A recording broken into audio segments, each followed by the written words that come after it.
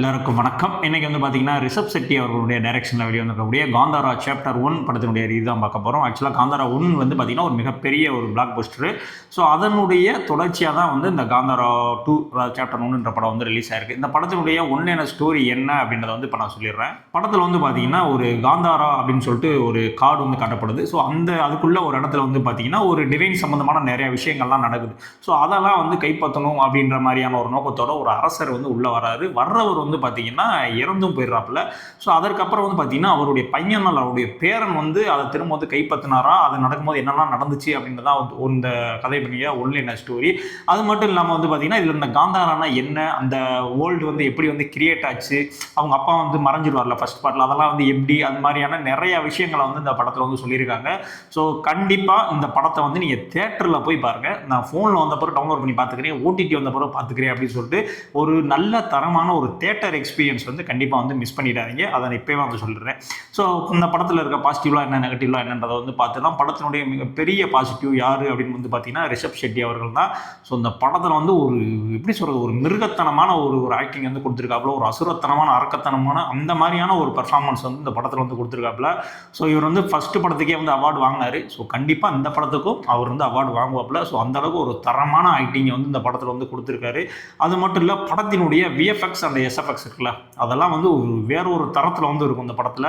ஏன்னா இந்த படம் வந்து பார்த்தீங்கன்னா ஒரு 125 கோடியில் தான் அந்த படம் எடுத்திருக்காங்க. ஆக்சுவலாக நீங்கள் போய் படம் தேட்டரில் பார்த்தீங்கன்னா இது எப்படி 125 கோடியில் பாசிபிள் அப்படின்ற அளவுக்கு வந்து இந்த படத்தினுடைய அந்த விஎஃப்எக்ஸும் சரி, சவுண்ட் எஃபெக்ட்ஸும் சரி, அந்த அளவுக்கு வந்து தரமாக இருக்கணும்.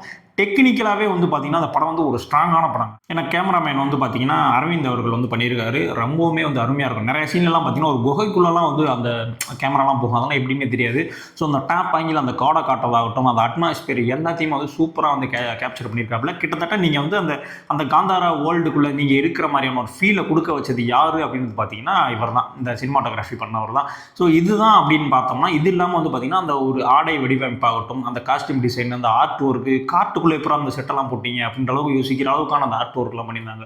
ஸோ இது எல்லாமே வந்து பார்த்தீங்கன்னா விசுவலாக வந்து ஒரு ஹை ரிச்சான ஒரு குவாலிட்டியான படத்தை வந்து காட்டுது நம்மளுக்கு.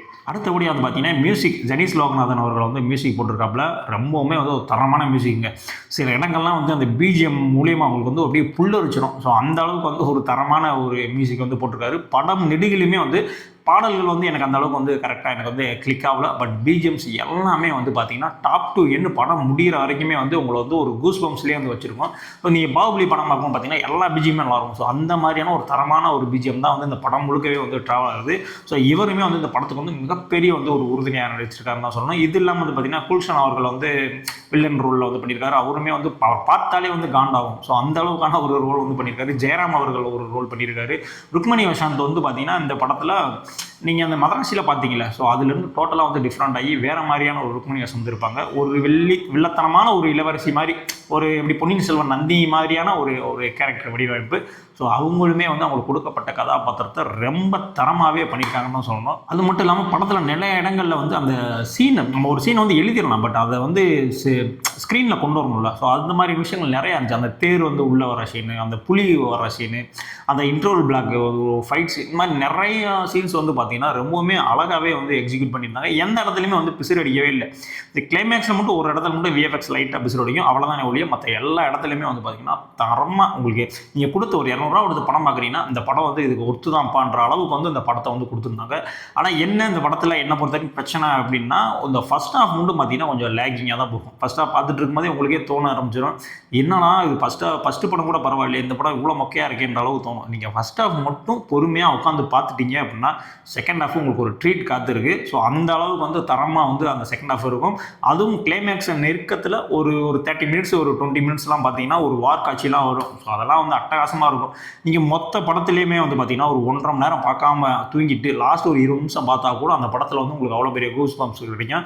ஸோ அந்த அளவுக்கு வந்து லாஸ்ட் 20 மினிட்ஸுக்கு வந்து ரொம்பவுமே வந்து மெனக்கெட்டு இருக்காங்க. நீங்கள் போய் படம் பாருங்கள், நான் சொல்கிறதுலாம் வந்து கம்மி தான். நீங்கள் போய் ஸ்க்ரீனில் பார்க்கும்போது தெரியும் அவங்க வந்து எவ்வளோ உழைச்சிருக்காங்க அதுக்காக அப்படின்ற விஷயம் வந்து தெரியும்.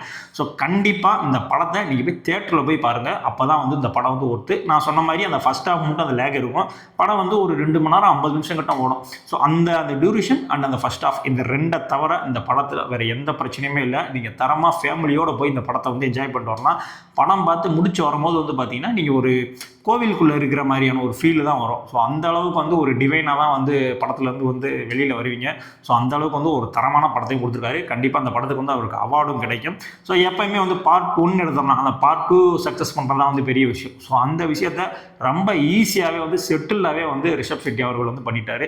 என்னை பொறுத்த வரைக்கும் இந்த படம் ஒரு தரமான படம். எல்லாரும் தியேட்டரில் போய் பார்த்து என்ஜாய் பண்ணக்கூடிய ஒரு அருமையான படம். ஸோ இதில் அடல் கண்டென்ட்லாம் இருக்குது அப்படின்னு கேட்டிங்கன்னா அந்த மாதிரிலாம் இல்லை. பட் இருந்தாலும் கொஞ்சம் ரத்தம் தெரிக்கக்கூடிய காட்சிகள் அந்த மாதிரியான விஷயங்கள்லாம் இருக்குது.